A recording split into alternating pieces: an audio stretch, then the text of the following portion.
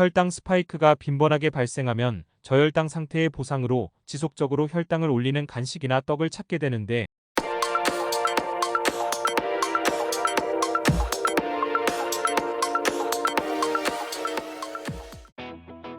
안녕하세요.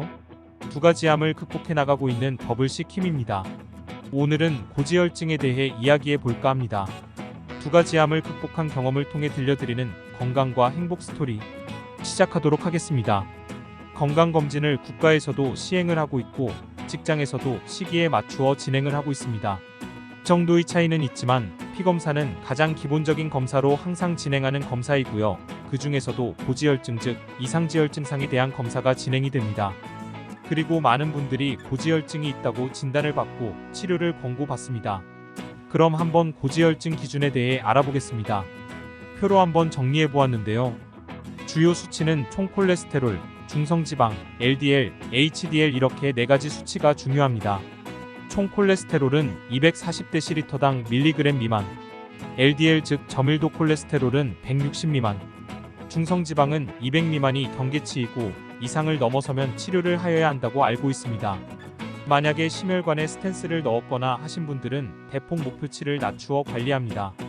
이런 고지혈증 관련된 세부 기준은 다음에 한번 중점적으로 말씀드리겠습니다. 그럼 고지혈증을 가지신 분들이 식사 때 꼭 기억하셔야 할 3가지를 알려드리겠습니다.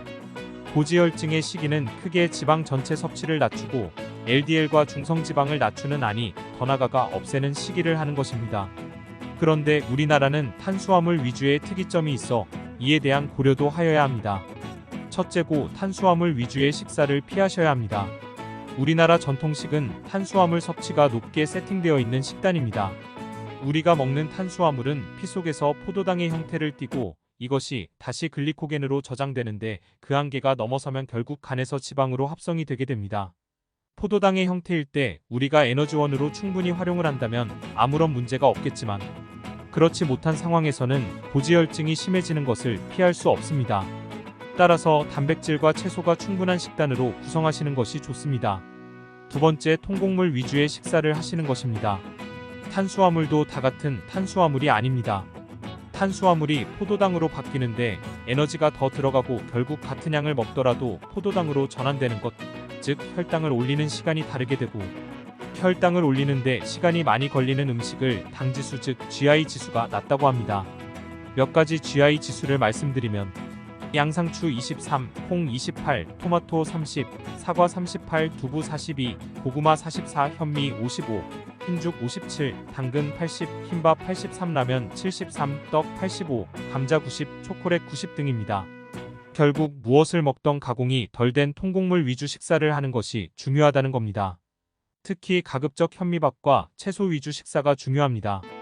그리고 GI 지수가 높은 빵, 면, 떡은 가급적 적은 양을 드시거나 피하시는 것이 좋습니다. 세 번째는 인슐린 저항성을 낮추는 식사입니다.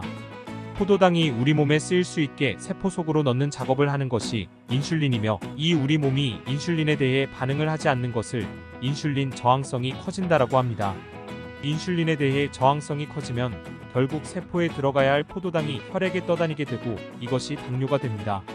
인슐린 저항성이 커지지 않도록 하는 것이 중요한데 혈당이 최대치가 급격히 높아지는 식사 즉 혈당 스파이크를 가져오는 식사는 피하시는 것입니다. 혈당 스파이크가 빈번하게 발생하면 저혈당 상태의 보상으로 지속적으로 혈당을 올리는 간식이나 떡을 찾게 되는데 이런 상황이 반복되면 인슐린 저항성이 높아질 확률이 커집니다. 그래서 아까 언급한 GI 지수가 높은 식품 위주로 식사하시는 것도 중요하고 식사의 순서를 바꾸는 것도 꼭 하셔야 하는 식사 습관입니다. 식사를 하실 때 채소 먼저 드시고 그 다음 단백질 그리고 탄수화물 순으로 식사를 하시면 좋습니다. 미국 질병통제센터에 의하면 채소는 하루에 종이컵으로 2컵, 과일은 3컵 정도 드시는 것을 목표로 하시면 좋습니다. 단백질은 지방이 없는 가금류나 생선, 콩으로 섭취하시는 것이 좋으며 붉은 고기, 가공육은 가급적 섭취 제한을 하시는 것이 좋습니다. 네 번째, 오메가3가 풍부한 식사를 하시는 것입니다. 우리가 흔히 말하는 등푸른 생선, 호두, 들기름 등에는 오메가3가 풍부합니다. 오메가3에 들어가 있는 DHA나 EPA가 뇌 건강 등에 좋다는 것은 저번에 한번 설명드렸고요.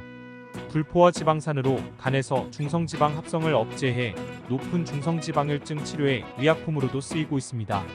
하루에 2g 이상 드셔야 효과가 있으니 식사로 부족하시다 싶으시거나 식단 구성이 어려우시면 보조제라도 꼭 챙겨 드시기 권합니다. 이에 오늘 말씀드린 것 다시 한번 정리하겠습니다. 고지혈증을 낮추기 위해 꼭 기억해야 할 것 4가지입니다. 첫째, 고탄수화물 위주의 식사를 피하셔야 합니다. 두 번째, 통곡물 위주의 식사를 하시는 것입니다. 세 번째, 채소, 단백질부터 먼저 드시는 것입니다. 네 번째, 오메가3가 풍부한 식사를 하시는 것입니다. 항상 건강하시고 행복하세요. 감사합니다.